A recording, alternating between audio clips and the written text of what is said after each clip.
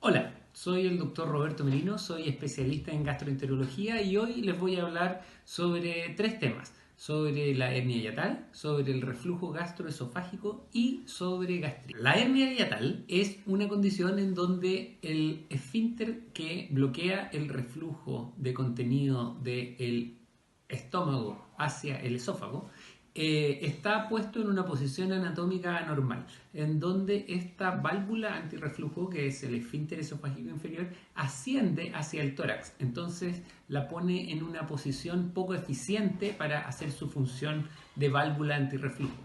Es una condición que es bastante frecuente. En algunas personas condiciona reflujo gastroesofágico, pero en algunas otras personas puede ser una condición asintomática.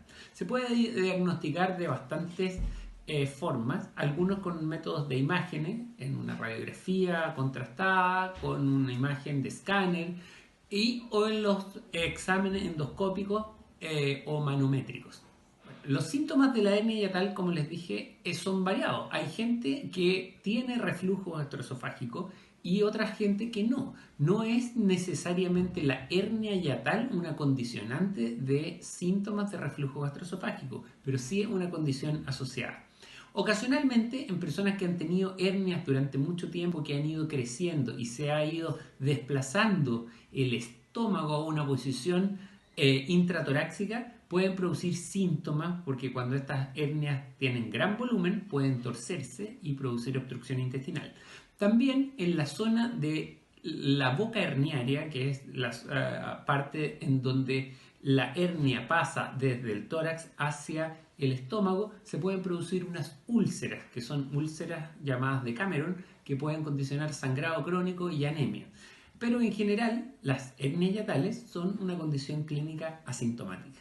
No se sabe bien cuáles son los factores de riesgo asociados a la hernia hiatal. Probablemente existe una debilidad en la unión de los músculos que están asociados al diafragma, lo que se llama la crura diafragmática, en donde al sufrir una suerte de distensión permiten que esta válvula antirreflujo, que está constituida por músculos que están alrededor del esófago, ascienda hacia la porción torácica del cuerpo. Por eso que en definitiva no existe un factor de riesgo, no es como las hernias de la pared. Esta es una hernia que está en el interior del cuerpo.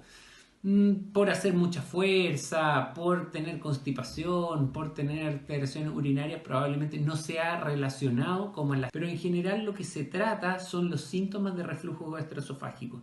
Y cuando hay hernias que están asociadas a reflujo gastroesofágico, uno puede ofrecer una alternativa quirúrgica de corregir la hernia y con eso se corrijan síntomas de reflujo, que en realidad esa es la manifestación de enfermedad. Gente que tiene molestias porque se devuelve contenido gástrico hacia el esófago. Bueno, el reflujo gastroesofágico es una condición bastante frecuente. En realidad hay un continuo entre síntomas de reflujo que tiene cualquier persona normal a aquellos que tienen una enfermedad.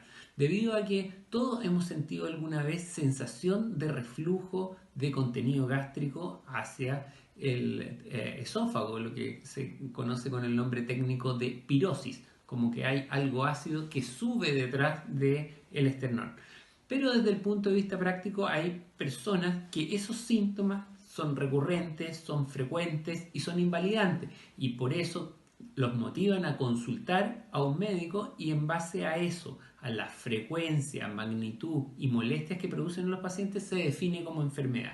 Estas personas que tienen esta condición de reflujo gastroesofágico habitualmente se pueden manifestar en distintas etapas de la vida, que se conoce con el nombre técnico de pirosis, como que hay algo ácido que sube detrás del esternón. Pero desde el punto de vista práctico hay personas que esos síntomas son recurrentes, son frecuentes y son invalidantes y por eso los motivan a consultar a un médico y en base a eso, a la frecuencia, magnitud y molestias que producen los pacientes se define como enfermedad. Estas personas que tienen esta condición de reflujo gastroesofágico habitualmente se pueden manifestar en distintas etapas de la vida con distintos síntomas eh, relacionados con el ácido y algunas manifestaciones extradigestivas. Se ha relacionado estos fenómenos de reflujo de contenido gástrico con problemas de índole pulmonar, de índole otorrinolaringológico y de índole inmunoalérgico. Los síntomas de reflujo gastroesofágico habitualmente son referidos como un ardor en la zona detrás del esternón. Un ardor que ocurre característicamente después de haber comido o en las noches cuando la persona está en una posición horizontal, que son las condiciones donde es más frecuente que contenido ácido pueda pasar al esófago. Desde el punto de vista práctico, hay mucha gente que tiene síntomas caracterizados de distintas formas. Algunos lo manifiestan como una sensación de ardor, otros como sensación de dolor y otros como sensación de quemazón o apriete. Por eso que en definitiva los síntomas referidos con este perfil horario de que es posterior a comida, que es en la ubicación donde está referido anatómicamente el esófago y con estas condicionantes que acabo de mencionar, uno los clasifica como que pueden tener un origen en el reflujo gastroesofágico. Bueno, si somos rigurosos, el reflujo gastroesofágico se debiese de diagnosticar con una medición, con un sensor de pH durante 24 horas puesto en una posición anatómica del esófago y ver cuántas veces durante el día ocurren fenómenos de reflujo de contenido ácido a ese sensor puesto en el esófago. Los criterios han ido cambiando durante distintas épocas y durante los métodos diagnósticos que se han usado, pero la pHimetría sigue siendo el método diagnóstico para diagnosticar estos fenómenos de reflujo gastroesofágico. Lamentablemente no es un examen tan común y habitualmente uno no lo pide de entrada y uno se aproxima a los pacientes con reflujo gastroesofágico haciendo algo que es mucho más habitual como es una endoscopía. En la endoscopía digestiva alta se pueden detectar algunas consecuencias del reflujo gastroesofágico, que son las quemaduras que se pueden producir en la parte distal del esófago. Estas quemaduras se clasifican en distintos grados, pero finalmente comprueban que hay una manifestación en la mucosa esofágica del fenómeno de reflujo de contenido del estómago hacia esta otra posición anatómica en que no debiera de haber exposición al ácido.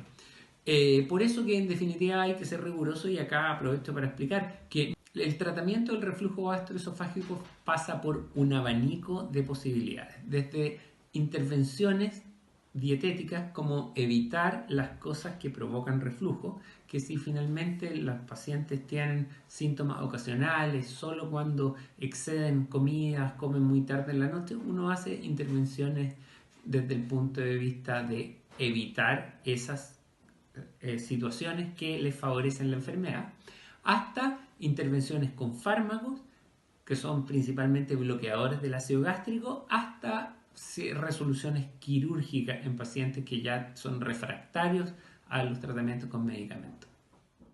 Gastritis es un término en realidad bastante trivial. Toda la gente refiere cualquier dolor abdominal como gastritis, pero en realidad gastritis corresponde por definición a una inflamación de la mucosa del estómago.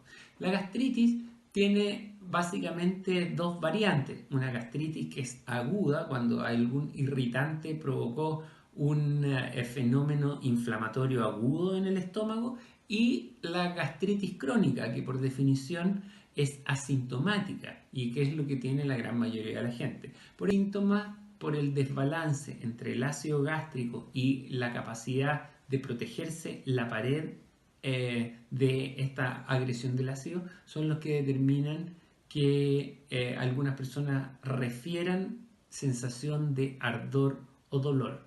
Desde el punto de vista práctico, el síndrome clínico caracterizado como un síndrome ulceroso es lo que probablemente sea la manifestación clínica de una irritación de la mucosa del estómago. Una gastritis aguda puede ser sintomática por haber tomado antiinflamatorios, por haber tomado algún irritante local, por haber perdido las capacidades de la barrera superficial del estómago de protegerse del propio ácido.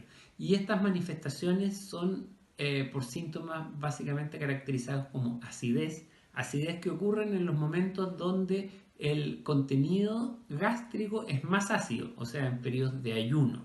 Habitualmente alivia al ingerir un alimento porque en esa situación baja la carga de contenido irritante ácido dentro del estómago. Finalmente, las gastritis agudas son la manifestación de una irritación aguda de la mucosa gástrica, donde hay una pérdida de la capacidad de protegerse del hígado, y técnicamente la forma de diagnosticarla es a través de la visión directa de lesiones, erosiones superficiales en la mucosa gástrica a través de una endoscopía. Los factores de riesgo de las gastritis agudas justamente son los factores que inducen irritación del estómago. Estos van por dos tipos: factores irritantes, que son, por ejemplo, el alcohol, por ejemplo, algún irritante directo, y los factores que debilitan los mecanismos de protección de la mucosa gástrica. Clásicamente la situación que se produce en debilitamiento de los mecanismos de protección de la mucosa gástrica son medicamentos como los antiinflamatorios, que finalmente disminuyen la secreción de la pared gástrica que protege del ácido que está en el interior. Desde el punto de vista práctico, esto es un mecanismo totalmente distinto a lo que se produce en la gastritis crónica, donde hay una irritación mediada por la infección de una bacteria que se llama Helicobacter pylori, y es lo que condiciona una irritación permanente que va produciendo cambios crónicos irritativos que habitualmente no provocan síntomas agudos y que sí pueden favorecer a largo plazo la aparición de lesiones neoplásicas como el cáncer de estómago. Las gastritis agudas se tratan con el bloqueo ácido. Al bloquear el ácido se permite que los mecanismos reparativos naturales del cuerpo logren cumplir su objetivo. Las gastritis se perpetúan debido a que el ácido gástrico en el interior mantiene una irritación permanente. Entonces, bloqueando la producción de ácido por algún tiempo, se revierte este fenómeno. En las gastritis crónicas, que tienen otro mecanismo y donde el Helicobacter pylori es un actor fundamental, el eliminar Helicobacter pylori con un tratamiento antibiótico específico que es bastante complejo, con fármacos antibióticos asociados, logran erradicar esta bacteria que es la que provoca la inflamación crónica que lleva finalmente al cáncer gástrico. Desde el punto de vista práctico, lamentablemente, si uno lo hace ya en una etapa tardía dentro de la inflamación crónica que produce la enfermedad por portación de Helicobacter pylori, ya este fenómeno de irritación crónica gástrica se hace independiente de la infección del Helicobacter pylori y finalmente sigue un curso independiente de que esté o no ahí esta bacteria.